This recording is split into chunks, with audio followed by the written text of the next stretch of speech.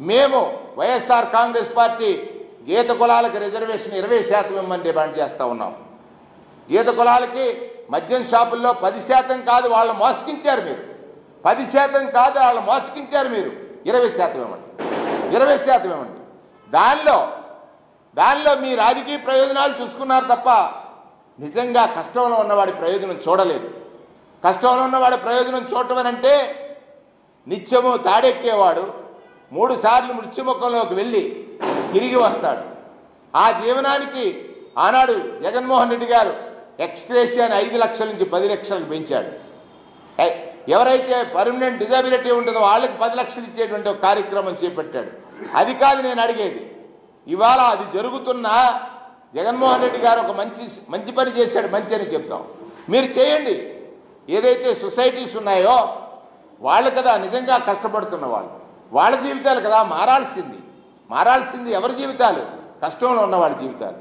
నిజంగా కళ్ళు గీత వృత్తి సొసైటీలుగా ఉండి ఎవరైతే పొందుతున్నారో చేస్తున్నారో ఆ జీవనం గడుపుతున్నారో వారి జీవితాలు బాగు కోసం ఈ మీరేదైతే కేటాయించినటువంటి 10% కాదు 20% మద్యం షాపులు కేటాయించండి. అంటే 10% కేటాయించారని ప్రజలు అడుగుతారని ఈ తప్పుని అంటే కోర్టుకెళ్ళి ఆపేసింది వైఎస్ఆర్ కాంగ్రెస్ పార్టీ అని చెప్పాలని మీరు చేసిన ప్రయత్నం విఫల ప్రయత్నం. ఎందుచేత నిన్నటి వరకు మద్యం వ్యాపారంలో ఉన్నది మీ శాసనసభ్యులు, వారి అనుయాయులు. వారి వ్యాపారం తగ్గిపోతే మాకొచ్చే లాభాలు తగ్గుతాయని వారు చేసినటువంటి ప్రయత్నమే ఈ కోర్టుకు వెళ్ళేటువంటి ప్రయత్నం. కుప్పల తెప్పలుగా పిల్స్ పడ్డాయన్నారు, కానీ కోర్టు ఊరటిచ్చిందని చెప్పారు. 2 మీరే రాశారు.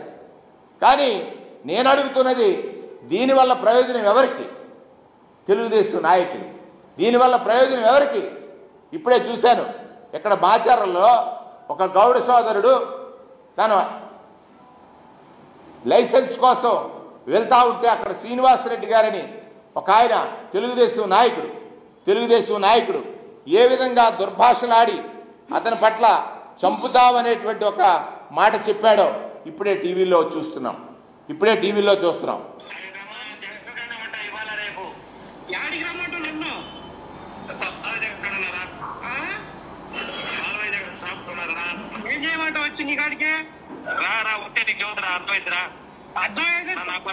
చూపిస్తారా నీ పవర్ అయితే నీకు అన్నీ వస్తున్నాను, వారి పవర్ వాళ్ళకి అన్నీ ఉంటారా?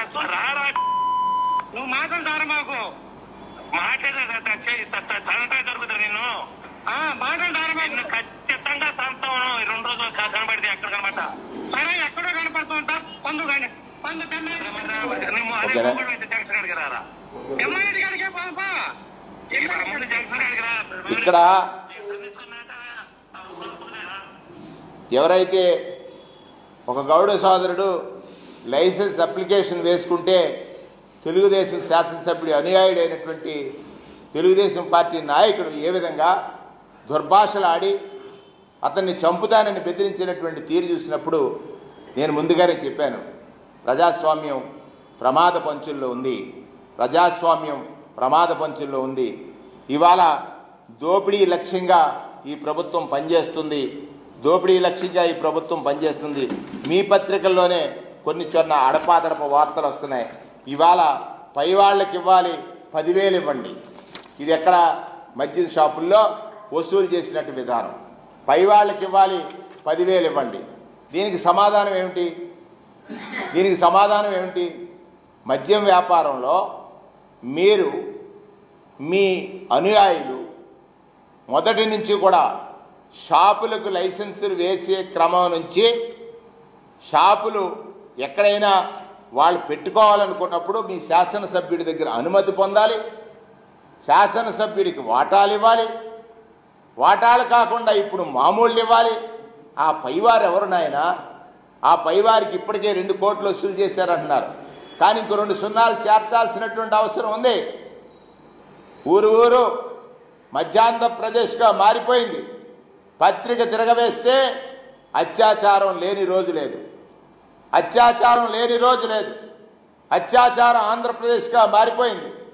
మీరు రోజు ప్రచారం చేసేవారు ఈ రాష్ట్రం అప్పుల పాలైపోయింది, అప్పుల పాలైపోయింది, అప్పుల పాలైపోయింది.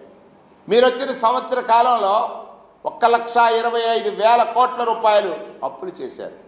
అంటే మీరు చెప్పినవన్నీ శ్రీరంగ నీతిలే కదా, మీరు చెప్పినవన్నీ శ్రీరంగ నీతిలే కదా. ఆదాయం పెంచుతానన్నారు, సంపదను సృష్టిస్తానన్నారు, సంపదను సృష్టించలేదు. సంపన్న వర్గాల చేత బలహీన వర్గాల్ని బాధిస్తున్నారు.